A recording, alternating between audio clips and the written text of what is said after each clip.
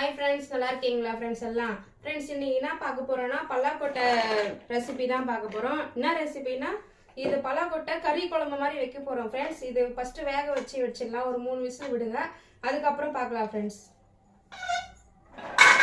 Friends, இப்போ வந்து பல்லாக்கொட்டை வெந்துடுச்சு ஃப்ரெண்ட்ஸ். 3 விசில் விட்டாச்சு. அது பக்கத்துலேயே சாதம் வெந்துன்னு இருக்கு. இப்போ நம்ம என்ன பண்ணலாம், மசாலாக்கெல்லாம் ரெடி பண்ணி வந்துடலாம். மசாலா வந்து இது மட்டன் குழம்பு தான் செய்ய போகிறோம். பட்டை லவங்கம் இதில் எடுத்துக்கங்க. இது கடல வந்து குழம்பு கொஞ்சம் கெட்டியாகும், அதுக்கு எடுத்துக்கங்க. சிறு வெங்காயம் தாளிக்கிறதுக்கு எடுத்துங்க ஃப்ரெண்ட்ஸ். இப்போது பெரிய வெங்காயமும் தக்காளி நம்ம அரைச்சி மசாலா ரெடி பண்ணிக்கலாம். கடைசியில் தாளிக்கும் போது இஞ்சி பூண்டு போட்டுக்கலாம் ஃப்ரெண்ட்ஸ். அரைச்சிட்டு வந்து பார்க்கலாம் ஃப்ரெண்ட்ஸ். ஃப்ரெண்ட்ஸ், இப்போ வெந்தாச்சு, 3 விசில் விடுங்க போதும். இப்போ நம்ம பார்க்கலாம் ஃப்ரெண்ட்ஸ். பாருங்க வெந்துடுச்சு. தண்ணி எடுத்து உரிச்சு எடுத்துக்கலாம்.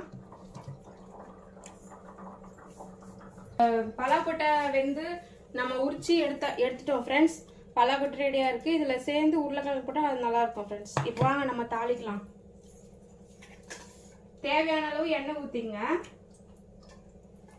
நான் ஒரு 5 ஸ்பூன் ஊத்திக்கிறேன். உங்களுக்கு எவ்வளவு தேவையோ அவ்வளோ எண்ணெய் ஊத்திங்க.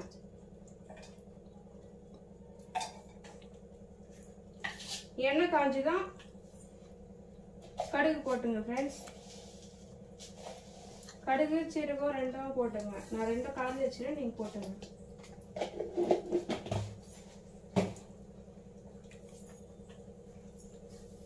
கடுகு பொரிச்சோடனே நம்ம சிறு வெங்காயம் இருக்குது, சிறு வெங்காயம் சேர்த்துக்கலாம். அதுக்கப்புறம் கருவேப்பிலை சேர்த்துக்கலாம், இஞ்சி பூண்டும் சேர்த்துக்கலாம் ஃப்ரெண்ட்ஸ். வெங்காயம் பாருங்க நல்லா பொன்னிறமா நல்லா வதக்கிடணும். இப்போ வெங்காயம் வதக்கணுன்னே இஞ்சி பூண்டு பேஸ்ட்டு நான் ஏற்கனவே அரைச்சி வச்சுருக்கேன்.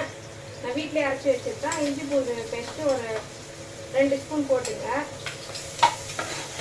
அதுவும் நல்லா கொஞ்சம் வதக்கி விட்டுருங்க. அப்படியே நல்லா ஒரு 2 நிமிஷம் நல்லா வதக்கி விட்டுருங்க. வதக்கி விட்டவுடனே கருவேப்பிலை போட்டுக்கலாம் ஃப்ரெண்ட்ஸ்.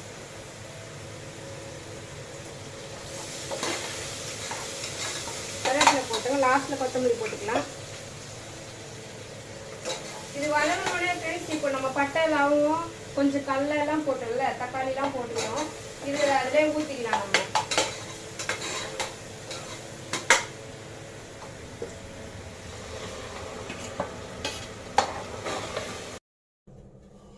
ஃப்ரெண்ட்ஸ், இது பாருங்க தேவையான அளவு உப்பு போட்டுங்க. நான் எனக்கு தேவையான அளவு உப்பு போட்டுக்கிறேன். நீங்க எப்படி போட்டுக்கணும் அது போட்டுங்க.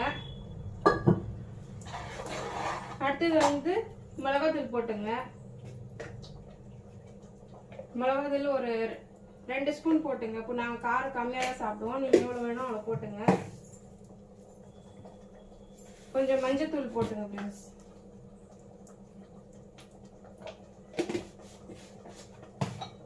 போட்டு இதில் லைட்டாக ஒரு கொதி வருது பாருங்க, போட்டுக்கலாம்.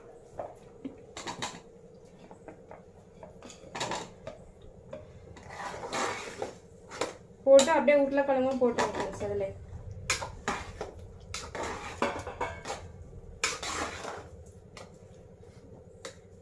உருளைக்கிழங்கு போட்டுங்க. கொஞ்சம் தண்ணி கொஞ்சம் ஆட் பண்ணிங்க.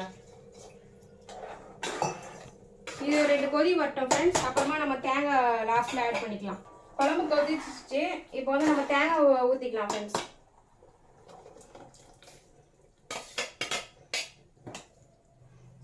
கொஞ்சம் தண்ணி ஆட் பண்ணி ஊற்றிக்கங்க.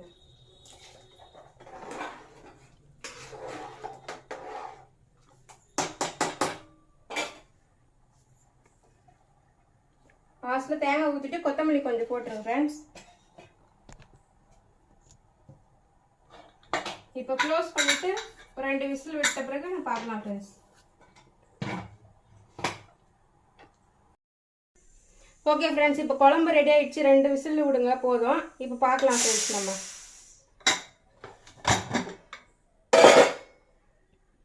பாருங்க ஃப்ரெண்ட்ஸ் எப்படி வந்திருக்கு.